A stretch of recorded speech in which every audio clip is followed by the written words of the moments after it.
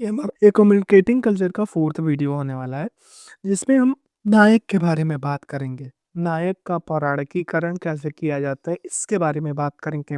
तो इसको शुरू करते हैं। इसमें है क्या? तमिल वीर गाथाओं के माध्यम से हम देखेंगे कि कैसे कहानियों को वर्ग हित के अनुरूप बदला और रूपांतरित किया जाता है। यह एक छिपी हुई कहानी है कि कौन सी कहानियां सुनाई जाती हैं और कौन सी दबा दी जाती हैं। मीन्स होता क्या है, तमिल कथाओं में उनके जो वीर गाथाएं हैं, उसमें दो प्रकार के हीरो पाए जाते हैं। दो प्रकार के हीरो हैं। उनमें क्या क्या चेंज किया जाता है, किन की कहानियां दबा दी जाती हैं, किन की कहानियां बढ़ा चढ़ा के बताई जाती हैं, इस पे बात होने वाली है। और जो एक नायक है, उनका पौराणिकीकरण कैसे किया जाता है, उसके बारे में जानेंगे। पौराणिकीकरण क्या होता है, ये भी लास्ट तक हमें पता चल जाएगा। लेकिन क्या होता है जब एक ही संस्कृति में दो अलग-अलग तरह के नायक हों, जो पूरी तरह से विपरीत मूल्यों का प्रतिनिधित्व करते हों। मीन्स एक ही संस्कृति में अगर दो प्रकार के नायक हों, तो उनके बारे में क्या कहता है ये चैप्टर, इसके बारे में हम बात करेंगे। नायक जिसे हम जानते हैं, पौराणिक नायक। पौराणिक नायक के बारे में हम सब जानते हैं, अक्सर सुनते आए हैं कि पौराणिक नायक क्या होता है। विद्वानों के अध्ययन में पारंपरिक रूप से एक ही प्रकार के नायक पर ध्यान केंद्रित किया गया है, कुलीन या पौराणिक नायक। मीन्स जो उच्च वर्ग का होगा, वही एक पौराणिक नायक होगा। यह नायक पश्चिमी अध्ययनों में पाए जाने वाले वीर पैटर्न जैसे लॉर्ड रॉगलाल का पैमाने से मेल खाता है। रॉगलाल ने एक पैमाना दिया था कि एक नायक क्या होता है, उसके पैमानों से ये नायक मेल खाता है। ठीक है?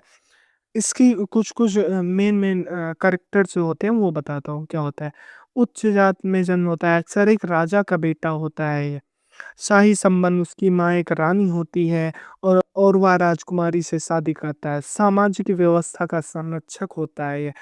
वह राज्य के यथास्थिति, राजकुमारियों की पवित्रता और राजा के अधिकार की रक्षा करता है।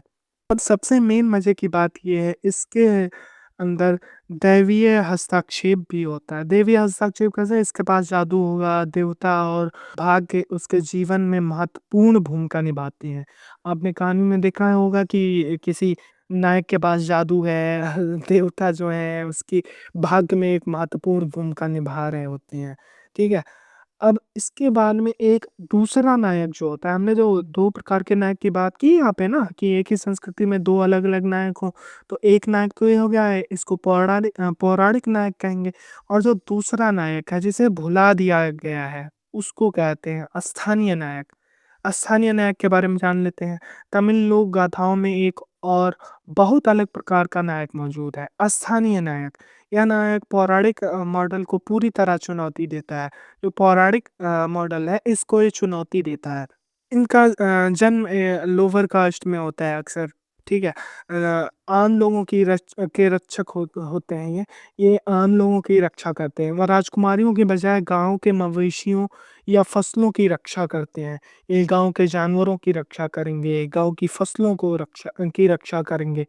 और सबसे मेन बात, ये सामाजिक व्यवस्था को चुनौती दे रहे होते हैं। वह जातिवाद और सामाजिक अन्याय का विरोध करता है। अक्सर जाति और मीन्स होता क्या है एक्चुअली, उस टाइम पे मतलब पुराने समय में जो जातिवाद था, सामाजिक व्यवस्था थी, उस जो फैली हुई थी, जिससे समाज पूरी तरह से त्रस्त था, उसको ये जो होते हैं स्थानीय नायक, उसको ये चुनौती देते हैं। ठीक है? उनकी वीरता उनके कार्यों और मानवीयता से आती है, ना कि जादू या देवताओं से। भाग्य या पुनर्जन्म की कोई भूमिका नहीं होती। मीन्स ये जो कार्य करते हैं, उनके बदौलत ये नायक बनते हैं। ना कि एक राजा का बेटा है, वो तो नायक बन नहीं जाएगा, क्योंकि वो आगे चल के राजा बनने वाला है।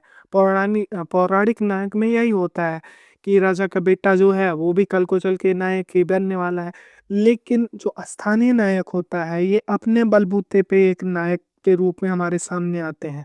उनकी वीरता भरे कार्य, उनकी मानवीयता से आती है। मानवीयता कैसे? वो दूसरों की फसलें बचाएँगे, मवेशियों की रक्षा करेंगे, इससे आती है। उनके अंदर कोई जादू या देवताओं की शक्ति, ये सब नहीं होता। वो पुनर्जन्म की कोई भूमिका नहीं होती है इनके के अंदर।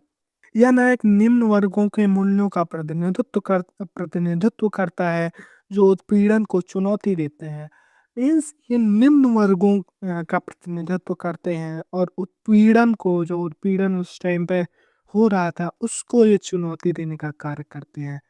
दो नायक और इनका एक कंपैरिजन है, या फ्लो चार्ट, जो हमने पहले ही बात कर लिया है कि उच्च जात अक्सर राजा के बेटा होगा, सामाजिक व्यवस्था विशेषाधिकार प्राप्त वर्ग हितों की रक्षा करेगा, जादू भाग्य देवताओं की भूमिका महत्वपूर्ण है, दरबार और युद्ध क्षेत्र पर केंद्रित रहता है। ये देवता व्यापक रूप से फैले हुए देवताओं से जुड़ा होता है। ये निम्न जात के जीवन के प्रति बाहरी दृष्टिकोण होता है इनका। और स्थानीय नायक की जो गाथा होती है वो जान लो, ये अक्सर लोअर कास्ट से आते हैं, और कार्य जो होता है सामाजिक व्यवस्था को चुनौती देते हैं, और निम्न वर्ग के हितों की रक्षा करते हैं।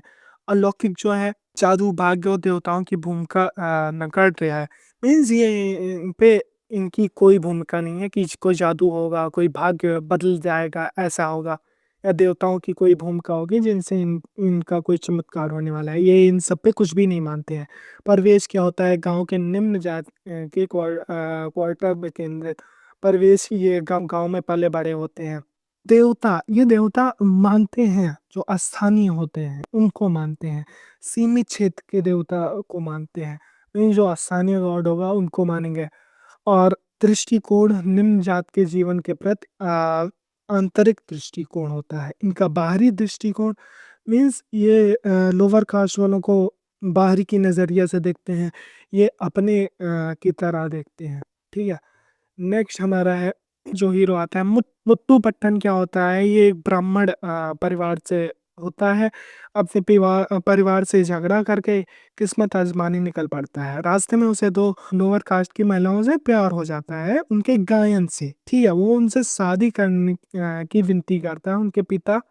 फिर उसकी सामने दो मतलब शर्तें रखते हैं।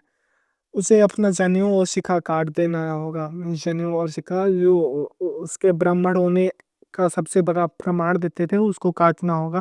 एक मृत मवेशी की लाश को धोना होगा, और उसकी खाल को उतारना होगा, और उस खाल से चप्पल बनाना होगा। ये सारी चीज़ें ये कर देता है। फिर इन दोनों लड़कियों से इसकी शादी करवा दी जाती है। उसकी वीरता पौराणिक नायकों को पराजित करने वाली हर चीज़ उसके ब्राह्मण स्थिति के त्याग में निहित है।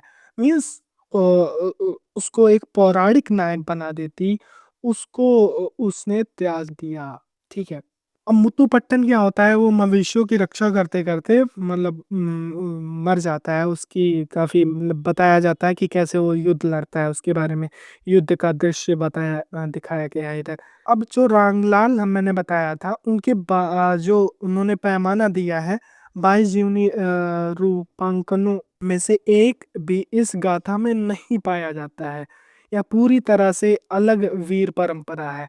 मीन्स इन्होंने जो दिया था अपना 22, वो लॉर्ड रांगलाल ने पैमाना, उससे सिर्फ पौराणिक नायक मेल खाते हैं, स्थानीय नायक मेल नहीं खाते हैं। तो ये हो गया हमारा। मुत्तू पट्टन की हमने बात कर ली। वीरन मदुरई वीरन जो होता है, ये लोअर कास्ट का होता है। इसको एक राजकुमारी से समझो प्यार हो जाता है, ये उससे शादी कर लेता है, अंततः उसको मार दिया जाता है। फिर ये भी एक सामाजिक व्यवस्था को चुनौती देने वाला कार्य होता है। ठीक है। अब गाथाएँ बताई गई हैं कैसे बदली जाती हैं। बदली कैसे जाती हैं? जब ये मतलब स्थानीय नायक होता है तो इसकी गाथाएँ कैसे दी गई? कुछ को उसने अपनी तलवारों से काट डाला। लेकिन जब इसका पौराणिकीकरण कर दिया जाता है तो यही गाथा कैसे बदल गई? हज़ारों को सामने बिखेरते हुए, हज़ारों को पीछे बिखेरते हुए, देखो भगवान पर फूलों की बारिश की तरह। मीन्स इसका पौराणिकीकरण कर दिया गया, और अतिशयोक्ति के साथ में इसको बताया गया। इसको देवी अवतार बताया जाने लगा, इसको भाग्यवादी बताया जाने लगा। लेकिन यही जब तक स्थानीय नायक था, तो इसको इसका मानवीय चित्रण था। और मतलब इससे आप ये देख सकते हैं कि इस किस तरीके से परिवर्तन किया गया है। ये आप एग्ज़ाम में लिख दीजिएगा, मतलब ये मेन पॉइंट्स हैं। फिर मुत्तुपट्टन और वीरन में कौन सुना है? ठीक है, ठीक है। ये एक बार आप क्विक पढ़ लीजिएगा जो भी है। लेकिन अब मेन जो आता है, इनका पौराणिकीकरण कैसे किया गया? पौराणिकीकरण मीन्स इनकी कहानियां जो स्थानीय नायक से धीरे धीरे बदल के एक पौराणिक नायक में कैसे बदल दी गई, ये देखते हैं। स्थानीय नायक गाथा में पौराणिक गाथा स्थानीय न्याय गाथा में पौराणिक गाथा में अपरिवर्तन कोई आकस्मिक प्राकृतिक विकास नहीं। यह एक सचेत मानवीय वर्ग प्रेरित प्रक्रिया है, जिसे हम पौराणिकीकरण कह सकते हैं। यह प्रक्रिया स्थानीय नायकों को उन पहलुओं को बेअसर करने का काम करती है जो उच्च जात के संरक्षकों के लिए सबसे बड़ा खतरा है। सामाजिक व्यवस्था की साहसी अवहेलना, इसके लिए विशिष्ट कथा उपकरणों का उपयोग किया जाता है। अब कैसे चेंज किया गया ये देख लो। सबसे पहले हम देखेंगे एक इसका कि कैसे इनकी कहानी बदली गई। वीरन की देख लेते हैं। वीरन जो होता है लोअर कास्ट का, जो हमने बात की थी इधर, कि ये ऐसे राजकुमारी से शादी कर लेता है, उसकी बात कर लेते हैं। वीरन की कैसे चेंज की गई। वीरन जो लोअर कास्ट से था, हम में युक्ति कर दी गई इसकी। कहानी के शुरुआत में एक नया खंड जोड़ दिया जाता है। वीरन वास्तव में ब्राह्मण माता पिता से पैदा हुआ था, लेकिन उसे चक्रकर्ली परिवार ने पाला। इसमें नया खंड जोड़ के इसका जो ये सामाजिक व्यवस्था को चुनौती दे रही थी, उसको ही खत्म कर दिया गया। कैसे खत्म कर दिया गया, इसको बता दिया गया। इसका जन्म एक उच्च वर्ग के परिवार में हुआ था, लेकिन इसको पाला बस एक लोअर कास्ट के परिवार ने। तो इसके से कैसे पौराणिकीकरण किया गया, ठीक है। अब इससे क्या होता है, दो प्रभाव होते हैं। सामाजिक अवज्ञा रद्द हो जाती है और नायक पौराणिक बनता है। कैसे सामाजिक अवज्ञा रद्द हुई? वीरन का जात की महिला से विवाह अब जाति का उल्लंघन नहीं है। जाति का उल्लंघन कब था? जब तक वो उच्च इसका पौराणिकीकरण करके उसकी कास्ट को चेंज नहीं किया गया था, तब तक उल्लंघन था। कहानी का क्रांतिकारी उद्देश्य शून्य हो जाता है, मीन्स खत्म हो जाता है। अब पौराणिक कैसे बनता है? या झूठी विरासत नायक को पारंपरिक वीर मॉडल के करीब लाती है। शाही पिता परित्याग, ठीक है। इसके बाद में वीरन की कहानी उसके की हमने बात कर ही ली। फिर मुत्तुपट्टन का भी चेंज किया जाता है। कैसे पौराणिकीकरण किया गया ये भी देख लेते हैं। मीन्स जो ये जो महिलाएं थी जिनकी शादी हुई थी, इनको बता दिया गया एक और टर्म जोड़ के कि ब्राह्मण की बेटियां होती हैं, जो जन्म के साथ छोड़ दिया जाता है, इनका परित्याग कर दिया जाता है। अब आपको समझ में आ गया होगा कि पौराणिक नायक कौन है और स्थानीय नायक कौन है। ठीक है, पहले तो आपको ये लिखना होगा पौराणिक नायक क्या है और स्थानीय नायक क्या है। उसके बाद में स्थानीय नायकों का पौराणिकीकरण कैसे किया गया ये है। तो ये दो मेन पॉइंट्स थे जिन पे क्वेश्चन आएंगे।